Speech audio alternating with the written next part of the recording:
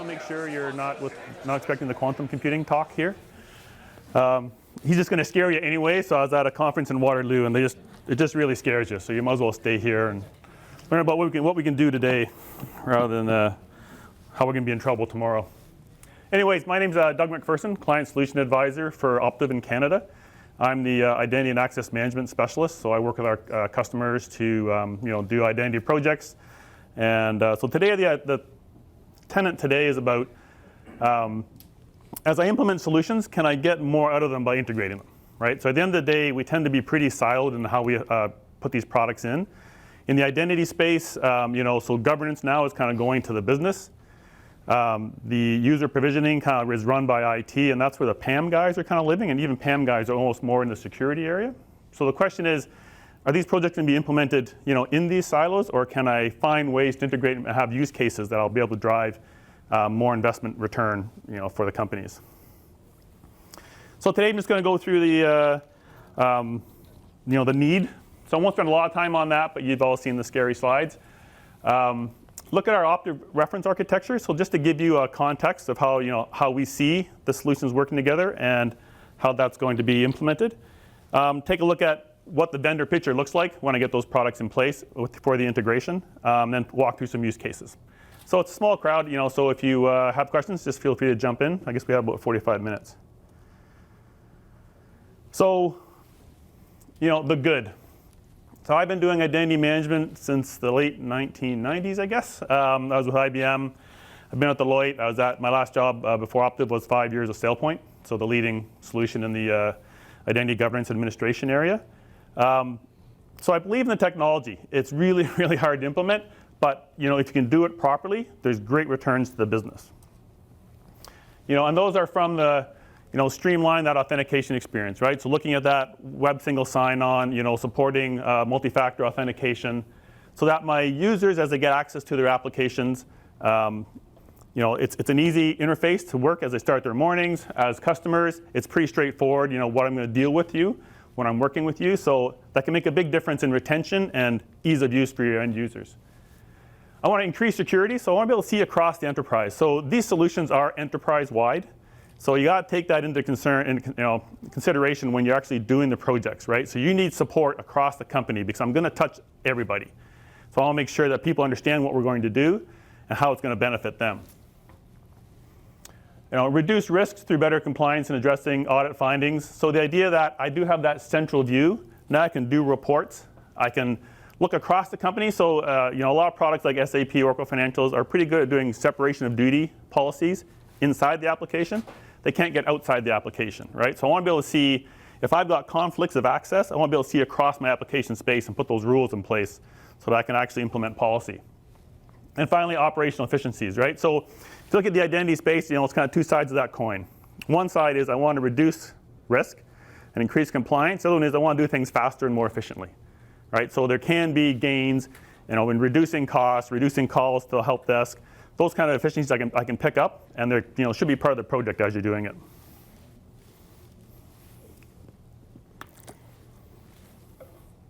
So the bad. So at the end of the day, if you don't have a good identity solution, again, it doesn't have to be technology. It's more processes and people. You can do these things manually, right? And you need those in place properly, or you leave yourself open, to a lot of bad things. And at the end of the day, if you look at all the breaches that have happened, at the end of the day, if I'm going to make a breach work, I need access to something, right? I need a user ID. I need a way to get into the applications and get the data out that I want.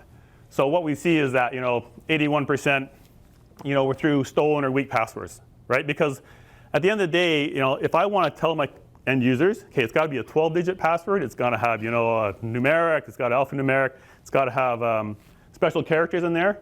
They're going to forget it more, right? So unless I want to flood my help desk, I want to make sure I have a good password reset tool, right? So I want to make sure that as I'm increasing security, I'm making it still easy for my clients and end users to implement. Data breaches, privilege abuse. I'll say it a number of times through this presentation. We're really good at giving people access to things. We're really bad at taking it away, right? So if you've been at the company 20, 25 years, even 10 years, we did a study early on when I was at IBM. And it was, if you've been at the company for 5 years, you have access to about 17 to 20 applications. The day you leave, they delete 12. And they don't know where the other ones are, right? Because you changed roles, you've changed job functions, or those applications that IT doesn't even know about, right? And that's just got a whole lot worse with Salesforce and all the cloud SaaS applications, right? So that's going to happen a lot. Yeah, identity theft, it's or loss of data. It's not if, it's when, right? So, but if you leave these doors open, right? So that was I think it was Target in the US, right?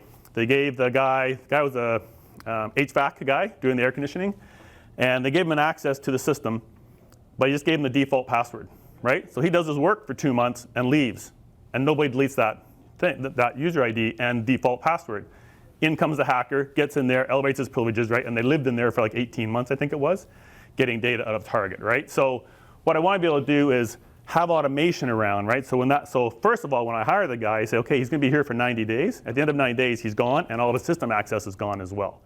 So even though people not forget that he's actually here, the day he leaves, the automation comes in and saves me. Yeah, and the ugly. Anybody here got identity solutions in place today?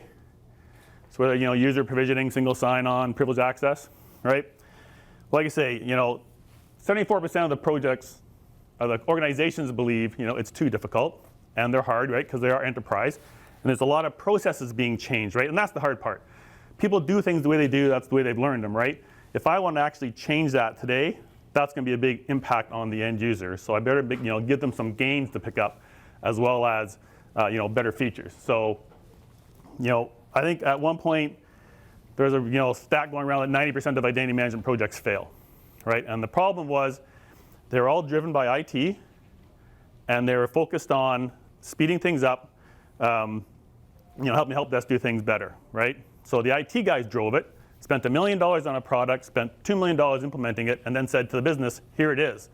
And they said, I don't like it, right? And actually, it doesn't do what I want it to do because you never asked me about it, right? And the interfaces back then were designed for administrators and help desk guys that use them all the time, every day, right? Not some user that might use it once a month or once a year, actually, in the certifications, right? So, there's a lack of skilled labor out there today. It's very get your identity management skills and you got a job for life. Again, that technology-centric view. If I build it, they will come, but I didn't invite them to come, so no one ever comes. And then siloed projects, right? So even though I've maybe done my project well, people looking at the dollar sign saying, but it doesn't seem to affect the whole company, right? Because the IT guys did this, implemented it, got their problem solved, but didn't span it out across the company to realize those benefits. So what does mature identity look like? So this is how we go to market. Optiv, largest security solutions integrator in the world. So we're based in the US, about $2.5, maybe $3 billion this year in services, right? And we're kind of half services, half products and solutions that we sell to our clients. And the identity practice is one of the 6 pillars we go to market in, and it's our largest practice, right? Because these are big, long projects. So the first thing is that IAM program, right? So understanding the people, the process, the technology that's going to go into this program. What am I doing? What's the aim of this project? Who are the constituents? Who do I want to talk to make sure I'm doing it properly? I'm actually going to affect the business.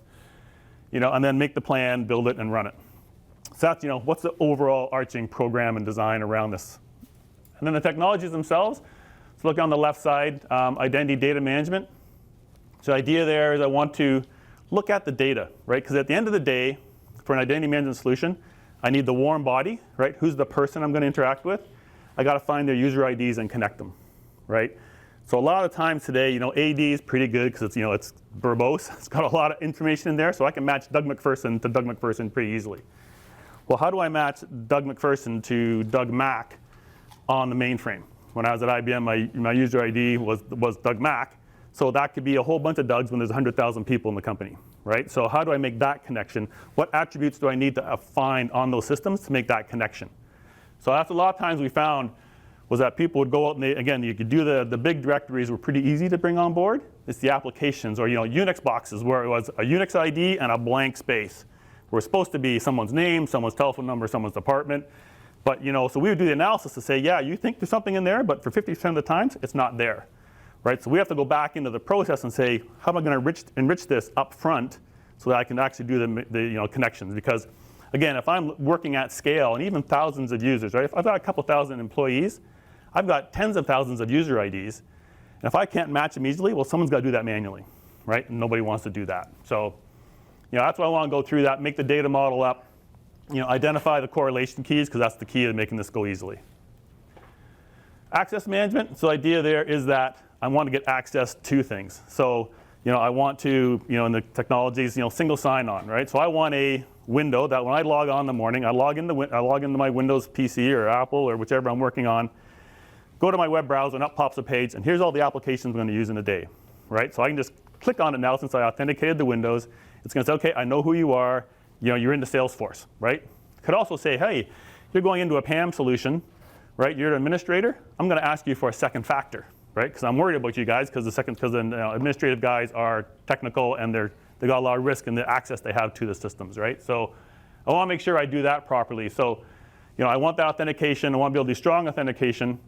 I don't want to waste my time, so if I'm going to applications outside the business, I want to use federation, right? Like trust the fact that I've authenticated this person in my company. When they come to your application, they'll carry a token and they'll get on simply to your application as well, right? So I want to set those things up. And finally, that's self-service password management. So, and I don't know if you guys have done kind of studies at your help desk, but generally it's like 40 to 70% of the workload is changing passwords, right? Is resetting passwords for end users. So if I can create a tool that can do that easily, and I know, again, I was at SailPoint, so SailPoint, again, the leader in the identity governance and administration market. But when we first came out, the self-password reset was answering, 3 out of 7 questions. So a user would go in, fill out 7 answers. We'd randomly send them 3, and that, if they entered all 3 questions right, they could reset their password. Problem is, everybody forgets, was my favorite color blue or red, right? What was my school, right? And so they just call help desk again. So we did a study, and we saw only 35% of the people we rolled this out to actually used it. So what good is that solution? So then at SailPoint, a lot of the people now is we did a one-time password through your smartphone, right? Because your smartphone's in HR. I can replicate that data into SailPoint. And now I can say, okay, I'm going to send a one-time password to your cell phone. Here's the 4 digits. You type it in that page, reset your password, right? So make things easy to use. And I think after we did that study, we went up to 83%. Because there's going to be 10 to 15% people that are always going to call the help desk anyways, just because that's who they are, right? So, but you want to make that as good as you can. Access governance. So this is relatively new, about 10 years old now, but came when SOX came out, right? So Sarbanes-Oxley came out 2004 area, and basically they said you have to know who's on your systems, right? Finance systems in this case, right? So who's on the system, what level of access do they have, and actually who approved that access, right? So now I can, at any point in time, the auditor can come in and say, hey, here's my accounts receivable system, who's on it, what can they do, and who said they could do it, right? So that's what you have to answer to the auditor. So the role governance came out. You want to look at role-based access control. So I want to have roles, like at a bank, I'm a teller, right? And every teller looks the same. So when it comes time for user certification, instead of seeing the 20 detail lines that make up a teller's job, I'll see 1 line. Yes, Doug's a teller, click, he should have access to all those 20 things, right? So I want to be able to do those kind of things. I want to be able to define policies, like I talked about segregation of duties, right? Separation of duties. If I'm an accounts payable clerk and I can create accounts, I shouldn't be able to pay the account because I will create one and pay myself, right? So those are the kind of things you want to instantiate, but you want to instantiate that across applications too. One of the big ones I saw as a Deloitte on the audit side was developer access to production, right? So guy's busily writing his application, transfer it to production, and then the developer says, hey, it's going to be a rough couple of weeks. Give me access to the production code so I can fix things quickly. So you do that, and then back to my other point is we're really good at giving people things and not taking them away, right? So 2 weeks later, the application's in running, everything's going smoothly, and now this person has access to production code forever, right? The auditors come in, they really don't like to see that stuff, especially in financial systems. So I want to be able to put those duties across the company. Finally, audit reporting, right? So make the reporting automatic, right? So you could have things like if someone creates an administrator, write a report and put it on someone's desk every Monday morning, right? So it's sitting there, that person's going to look that over and say, hey, wait a second, Doug came in on the weekend to upgrade a server, didn't have the proper access, talked to his buddy, got made a domain administrator, And now Doug will never not be the domain administrator, right? But the system will catch that and say, wait a second, someone did something we didn't do, right? I looked this morning, I see a domain administrator under Doug. SailPoint didn't give it to him. Well, how am I going to fix this, right? So now you're kicking a whole new workflow. It says, hey, do you want to just take it away until someone approves it? Do you want to start the workflow for approvals? You have all those decisions you can make automatically, right? So that's the intent here, right, is the automation. Identity administration, so that's the user provisioning. So again, I say something, I'm going to hire somebody, he's going to start in a month on Monday. Well, when he comes in on Monday, I want to make sure that he's got all the system access they should have, right? And even things like, I'm not going to put a password in there, right? Because I don't necessarily trust my email systems. So I'm just going to say, you go log on, and the first thing you say is, I forgot my password. So it takes you in, sends you a one-time password, you change your password, and now you've got a brand new password that nobody knows except you, right? And those systems can even, so again, because I'm a SailPoint guy, I'll keep saying SailPoint, but Saviynt, the Oracles, the CAs, One Identities, Omada, they'll actually sync those passwords, right? So now I take my AD password, and wherever that password policy is the same, Doug will change that password for me, right? So again, I don't have to worry about doing that myself. Makes it a whole lot easier. Self-service access request, right? One of the biggest things that we've had in the audit world is cloning, right? So Doug's the new employee, comes to the bank, joins the IT system. He says, oh, Doug's going to be working on financial systems. That's where Joe works. Just clone Joe to Doug, right? And now Joe's been here 25 years, and Doug picks up all of his access that Joe's had for 25 years, and Doug just started, right? Not a great idea. So what these solutions will do is they'll say, okay, I can model Joe, right? So as the employee's manager, I'll go through Joe and say, oh, yeah, I need this one, I need this one, I need this one, right? Just click off the ones I need, have those created. I didn't clone them. And someone's going to have to approve these, right? Even though I'm just clicking on them now. So the manager, by clicking on them, is automatically as approval as a first-line manager. But maybe the application owner now has to approve, right? If I'm a privileged access administrator, maybe the security officer in IT has to approve it, right? So I'm going to have those workflows. So it's not just going to happen. It's going to go through controls, right? And that's what I want to do. Delegate admin for the help desk, user self-service. Things like update your own phone numbers, right? So. These solutions create an identity warehouse, right? So now all the attributes they need to manage a user are in this warehouse. So that could be things like, I need your password, your phone number, because I need to send you one-time passwords. So now if you change your phone number, I'll let you go change it, right? And it'll go back to, whatever systems are the authoritative sources. So, and in the case of like a Workday, I don't know if anybody's using Workday for their HR, cloud solution. It only lets me update passwords and password and the phone number is the only thing that it'll let people go back and change, right? Because it wants to be the authoritative source for all your other stuff as an HR system. But it says I will give up control of the password and the phone number to fit into the rest of the company, right? Because the phone numbers don't generate from HR, right? And if I buy a new cell phone with a new number, then I want to get that number back. Privileged access management. I don't know how many guys were here with Chris the other day, or just before me. Chris Big, one of the guys at CyberArk working those solutions. So the idea there is, again, back to we give things to people, we don't take it away, right? So I make you an administrator. We go into companies and we'll do an AD assessment, and there'll be 2,000 employees in the customer and 500 administrators. And it's like, really? Why do I have 500 administrators? Well, this guy wanted to install some program on his PC. Well, he had to be an administrator to install it, so I made an administrator because it was a whole lot easier. And again, I never took it away, right? So those are the kind of things in privileged access. I want to be able to, create that, but create the process that makes it easy. So when I click on, hey, I want to install a printer, and I don't know why people protect printers, but I want to install a printer, it won't let you run that software, right? I want to get escalated immediately to administrative controls. Lets me update printers, right? Does it for 2 seconds while the program runs, and then takes it away again, right? So that's kind of automation I need, in those areas. I want to be able to, set up and manage now, because a lot of the IoT stuff is kind of flowing into PAM, right? Because IoT identities, just like service accounts on systems, can have lots of privilege.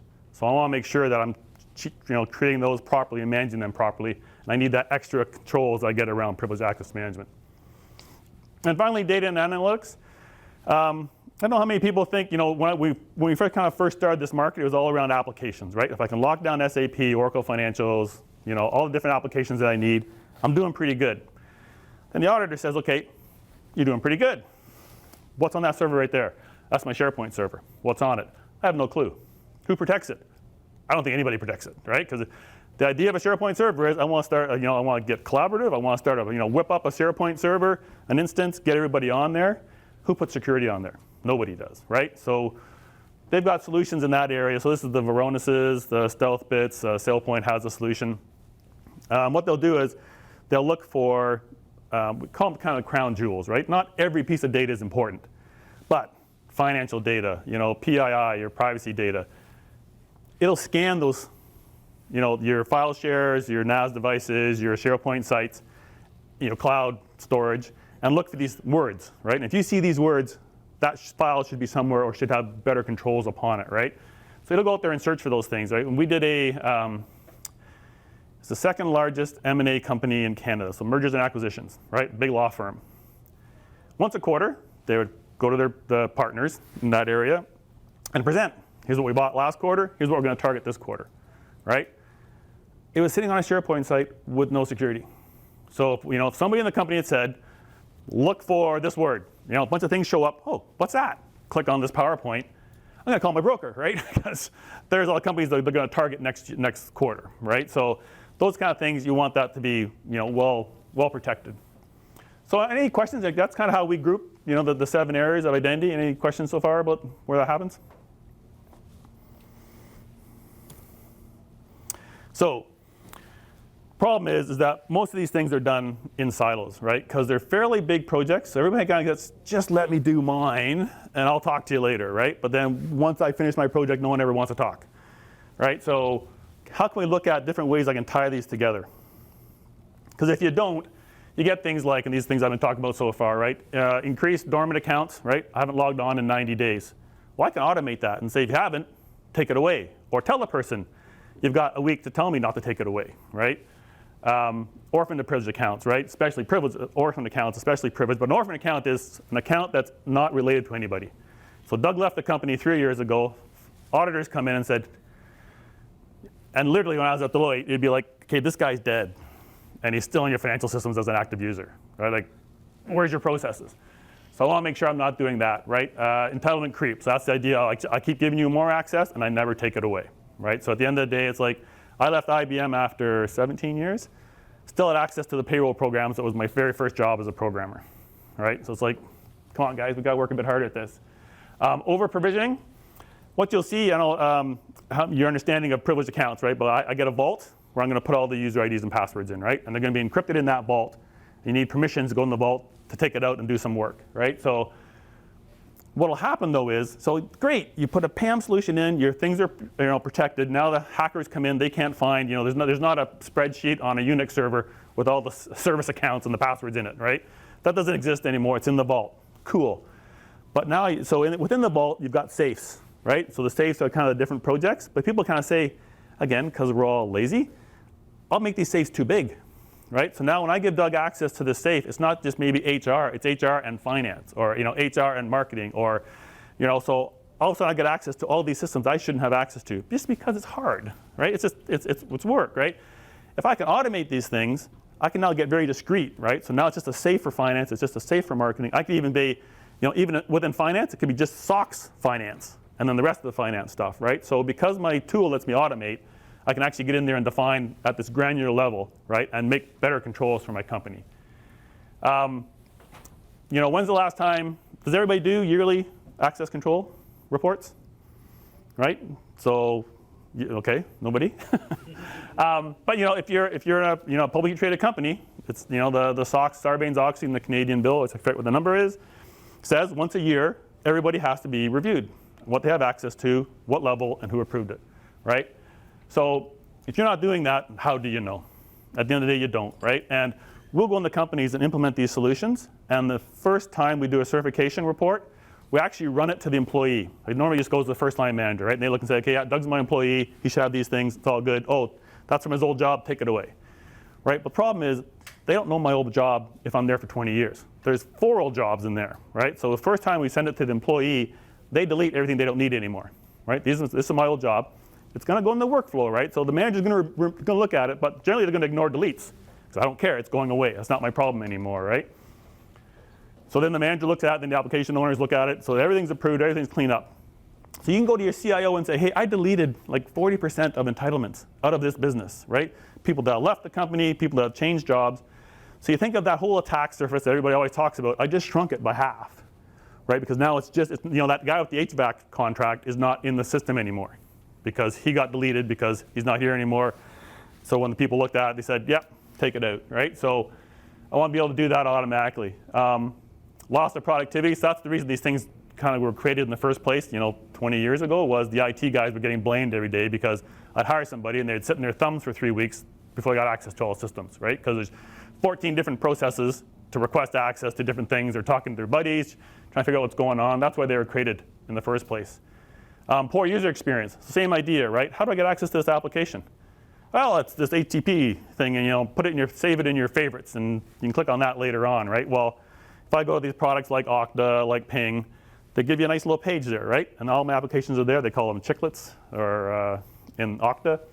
So I click on that, it logs me in automatically, and I'm on, right? And then if I change roles and come in the next day, it's changed, right? I'm not in accounts receivable anymore, so all those applications are gone. My email, my common stuff, my HR, that's all still there because that's what I need every day. And then here's my new job in marketing and all the stuff I need in marketing, right? So again, let's reduce access and make the controls proper. Higher cost due to multiple interfaces, right? So how do I actually get access to those applications across different different ways? And then common access policies, right? So everybody's got their, well, let's hope, since we're not doing certifications, but we have our security manual, right? That talks about policies and controls, right? So the problem is, yeah, if they're sitting in a book somewhere, how well are they implemented? So if I can automate these things like separation of duties, like developer access to production, I don't have to worry about that anymore, right? Because once the auditor comes in, first thing they'll do is you put a new system in, the auditor looks at it the first time and says, okay, what goes in, what comes out? Okay, I'm happy with this, it's all blessed, right? So if this solution is working for these applications, I'm trusting it, and away we go, right? So the next audit is a lot simpler. So that's the kind of things you want to get into. So if you don't look at integration, these are the kind of problems you run into. Any questions yet? So just quickly, this is our enterprise application architecture. So this is your world, right? So you've got your ticketing systems on the far side. You've got your platforms, whether OS or virtual, your business applications. Got your HR system, which is that usually your source of authority for people. You got all the applications you go after. Normally, you've got cloud apps now, the directory services, whether it's AD or LDAP, your other directories. And then over here, this is, I talked about the unstructured data. So that's your SharePoints and those kind of things, right? So that's the kind of world you live in. So if it's me, first thing I want to do, as I mentioned earlier, is that identity governance, right? So I want to connect to all your applications, your directories. I want to pull that all in, find out where Doug MacPherson, the human, connects to Doug Mac, D MacPherson, MacPherson D, blah, blah, blah, right? Put all those in one place and run those things, right? And again, at least once a year, I'm going to authenticate it. I'm going to certify everybody. And then usually privileged access is on the quarter, right? Because these guys can destroy my company. So the risk that they carry is more than everybody else. So I could do that. I could do finance administrators, right? I can define policies that say, one of the cool things in those solutions is you can actually associate risk scores to things, right? So 0 to 1,000 is your total risk score. I can say, an AD administrator is a 300. And anybody over 200 has a certain risk profile, and these policies, like quarterly reviews, automatically assign to them. So I don't even know, so as a company, I can, there's Doug, Windows administrator, picks up Unix administrator rights. Now the system goes, wait a second, now he's a 600, right? Anything over 500, all the bells and whistles take off now, right? Because this guy's really risky, right? So I can do that automatically. So without even, again, knowing what's going on, the system is looking across the enterprise and applying policies where they fit, right? And that's the kind of things I want to get to. So once I do that, I've created my identity warehouse. So let's do some administration, and provisioning around that. So I want to do things like, provisioning, deprovisioning, profile management, the services I talked about before, right? So I get the feed from HR. I can actually, that should be a two-way arrow. I can go back. Right, again, go to my apps. So again, the idea that I can, as easy as I can administer AD, I can administer Azure, right? So I want to bring the cloud guys in, right? So I put in my solutions, identify all the cloud and ghost IT that's going on out there. I want them in too, right? So I want all my applications in this solution, because then I get better controls happening. So as you're looking at these solutions, that's one of the big things. How many solutions out of the box do they look at? What they can support, right? The good ones will be, scores, like, 80 to 100 or more. So after I do that, I'm looking at access management. So now I've got that warehouse, I'm managing it properly. I want to give the end user some stuff, right? So I gave them like self-service password reset in the provisioning side. Now it's going to be access, right? So I want to give them that window of, here's the window into your applications, right? Just one clicks now. When you log in the morning to your PC, now you're logged on. Now you're going to be single sign-on to all their applications, right? And I want to do those properly. So if you change jobs, I'm going to look after that template of apps for you and take out what's there, right? Provide federation, so easy access into partner sites, those kind of things, right? You want to be able to set that all up. 2 factors everywhere today, right? So if you start talking to auditors and best practices, if there's any bit of risk, do a second factor, right? Because it's just that's much easier. And most of these solutions, there's a lot of second factor solutions out there, the Duos of the world. That's all they do. But the Pings and the Oktas, they also have 2 factors built in, right? So they have options for you to build into the product themselves, right?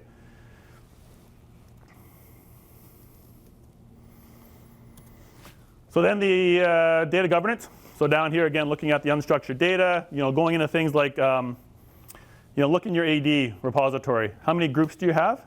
How many groups do you need, right? Like, I'll walk into customers, and again, I deal with the banks, but I also deal with customers, 800 users, into those kind of spaces. First question will be is, okay, you got 1,000 users, so AD's got what, 1,600 people in it? I remember meeting one guy, and he goes, right? So there's only 1,000 people here, but there's 1,800 or 1,600 people defined in AD. Because again, people left the company and they've never been deleted, right? So how are you managing this, right? And how are you sleeping at night? Because one time I had a guy who worked for a retailer and he's now working for a finance company. I said, we did a study and I saw your name. I'd known him for 20 years. And I said, I saw your name on a report. Turns around at his desk, logs onto the firewall at the retailer, and he's in. He's like, that's probably not good. Right? So he had administrative access to the firewalls to a retail company and had left the company about 5 years ago. And I just happened to see his name when it went by when we were doing a proof of concept. And because I knew him. And I was like, okay, call somebody and get rid of him. Because it doesn't make sense. But that's the kind of things that I want to look at, in the AD and the directories, is make sure that people are still constant, people still need the access that's defined there. Privileged account management, so we've talked about that, and that's basically, if things give people excessive access, they're probably a candidate to go into your vault, right? And let's do that properly, and let's create those safes at the proper level, so I'm not giving away too much access. Again, the intent is, secure that password so hackers can't get it, and then secure access to the vault so that I know who's getting access to it and what they're doing when they get that access. So that's kind of how the world looks, right? And if you do this properly, hopefully it kind of looks something like this, right? So I've got my user on the left, he comes in, logs on, so he has to authenticate, user ID password, maybe a second factor. Then he gets access to his applications, right? Actually gets access to his privileged access safes as well. So he can go in there, do that same thing. The identity governance is connected to HR over here, but and HR on the left, and coming through and getting those updated things. So basically, I'm tying these things together so that, again, as Doug leaves the company, not only is his AD account closed, his Workday account closed, his privileged access is taken away, right? And you can even have in here your VPN, right? So now your remote access is taken away. Or if you use MDM solutions like AirWatch or Mobile Iron, right? You can manage those things as endpoints too, right? They just become applications, just like SAP and Oracle are applications, they become applications, right? So I can actually put policies around those things as well, right? And you can even say, HR can say, yeah, we're gonna let Doug go in 2 weeks. Or you can actually have a big red button. So I'm gonna walk Doug to the door, so I'm gonna hit the big red button and not wait for HR to tell me that he's gone. I'm gonna disable all his accounts today as he walks out that door, right? Including talking to a lot of customers now about their badges, right? Because your access is just sitting on a directory somewhere. Most of the systems, right? When you do your badge access, it's sitting on AD or it's sitting on a database. These systems can actually reach into there and take away that access, right?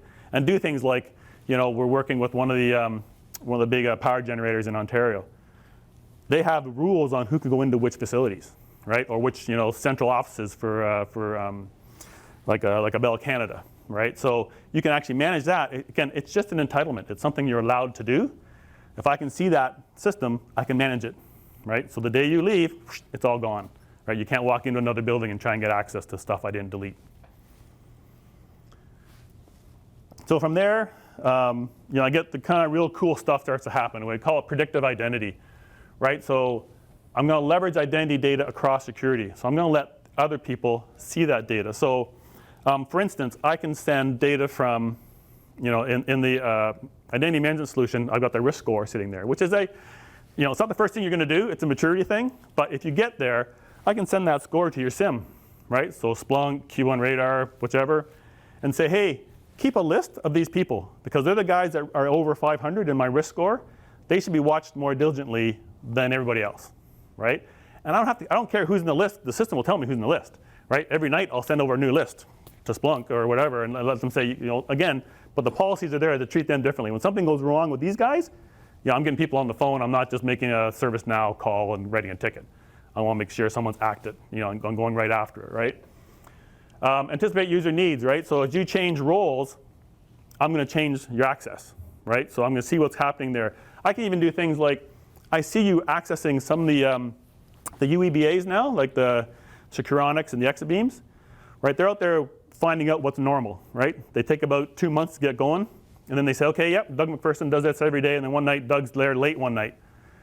And all of a sudden the rule pops up because Doug never works late, right? So what are we going to do about this thing? Well, you can actually flip a note because if maybe Doug's on the risky list, you can send a note and say, hey, just disable those accounts for now because I'm not sure what's going on, right? Or if Doug's a third-party contractor, even worse, right? Working late, nobody supervising him. I'm not crazy about that. Let's automate reactions, right? So I want to do things like that. Include privileged users as part of company access policies, like separation of duties. Again, as I mentioned, automate security policies. Connects and controls access to everything, right? So the more things I can get on there, the happier the auditors get, and the more controls I can put on through the automation, through the visibility to what's on there, and basically stay in control. So I'll just kind of start going through some of the use cases now. How are we doing? Yeah, I'm going to go fast. So centralized visibility. So again, I want to see everything, right? So including those badges. So if you can do it, right? I was talking to one of the big property managers, right? So they actually own the buildings. Well, every building's got its own card system. Well, these systems, if it's just a database, I can actually bring that database description in and just map it to the controls that I have in the system, right? So I can bring on 6 buildings, even though they got 6 different systems, and treat them as one. So Doug MacPherson has access to these 6 buildings. Well, the last one's the data center. He changed roles. He shouldn't have access to the data center anymore. Take that away, right? So you can get that kind of granularity. That centralized control. So, some of the companies we've worked with have, locations around the world, hundreds of thousands of users. But it all comes back to a single place, right? I can delegate authority, so I can say, hey, the guys in Japan, look after your own people, but everything still comes back, central control for reporting, right? So I can do that. Aggregation of vault contents, right? So looking at who's in my privileged access and getting that real control now, because again, it's not just the IT guys. Oh, don't worry about the IT guys. They're just doing their jobs. Yeah, well, they're doing their jobs on our most sensitive data, right? So I want to make sure the right guys are doing their, and that the right bosses have approved access to that, and even the application owners, if you want to get that deep. And then that search and filtering. So, once you get over a few hundred users, because it used to be that, you could almost go to people and say, well, who's in the company? You'd say, who's this guy? Oh, I know Doug. Doug's in accounts payable, and this, oh, okay, check. Well, once I get over 1,000 people, you're not doing that anymore, right? So I want to be able to have that ability to query across that identity warehouse, which gives me visibility across the enterprise. Access certification, so please do this as an auditor.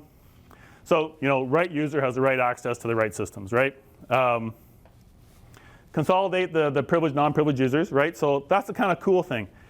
As I get that identity warehouse created, so when I do my certification now, I'll see that Doug MacPherson has, access to the HR system, access to SAP. Doug's got access to CyberArk, or Beyond Trust, or whichever. He's a privileged user. And he'll actually have a little, most of them have a little red thing beside it saying, hey, that's a privileged user. Again, review this one quickly. I'll also see if I got the data governance working. Oh, Doug owns this SharePoint site, right? And Doug owns this file share. And then the manager's going to say, why? Oh, because I created it. Well, but are you the custodian or the owner of this data? Maybe someone else should own it, right? And that person should control access, not you, right? That kind of thing. So I want to get that all vision, and again, even your badge. Oh, Doug's got access to these, to 7 of 8 buildings in Toronto. Okay, that's cool. That makes sense. But it's all in front of the manager to see, right? Or the application owner, because I can run it by manager, I can run it by application owner, I can do it by entitlement, by role. I can divide this data warehouse up any number of ways and get that visibility and control. Policy management, again, we talked about the separation of duties. Immediate remediation of access issues, through the access portal. So I don't think I didn't finish that Exabeam story. So it's like Exabeam is looking at what I do normally, right? It can say, I've seen Doug do this 2 or 3 times now, right? And it's not a big, the lights aren't going off. What it might do is say a note to the manager. Hey, Doug's looked at this application 3 times now. Should he have access to it or not, right? Kick off a request and an approval workflow, right? So it starts to learn, right? But I can share this data between them, right? So Exabeam is not just firing off stuff for the the IT guys to kind of react to. It can actually automate, right? And so as it sends information back, to the user provisioning solution to actually maybe disable accounts or give accounts out, that risk score that changes can go back to it, right? And say, yeah, hey, watch this guy differently. Make some different rules for this guy because we should treat him different than everybody else, right? So that's what I want to get through the integration and have the policies across all those things, right? So I can have separation of duty policies that include my PAM solution, right? So as I get this identity warehouse created and it sees all these things, I want to get activities going back and forth between them. Lifecycle management, eliminate the wait, right? So I know what's happening because the systems are telling me what's happening. I know you're going to be hired or your job's going to change in a month's time in HR that you have those kind of features. Automate things, right? So when I come in that Monday, changes are made. You can even do things like on the certifications, I didn't mention it, but as the manager says, no, take this away, you can actually create challenge periods. So it's like, if we're just starting this whole thing up, wait, no, I need that access, right? They just don't know I need that access. But so they'll say, I'm going to delete it. You'll get a message saying they're going to delete it, but you have 2 weeks to challenge back and tell them why you still need it. So you send a note back to your manager, and they'll actually, and actually the note will be tagged.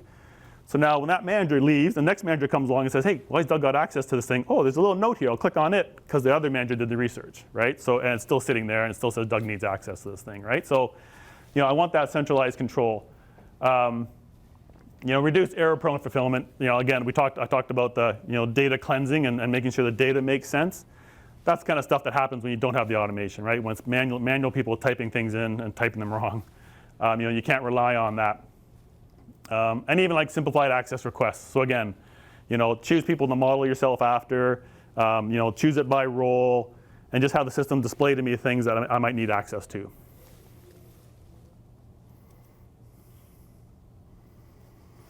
So in this, through the single portal of entry. So again, this the idea that I come through access to my systems through one way.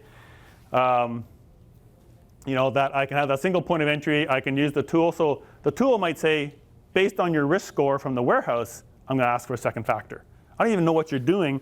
I'm just treating you differently based on the fact that you have a high risk score, right? So it doesn't have to know. It just applies policies based on how you guys score things, right?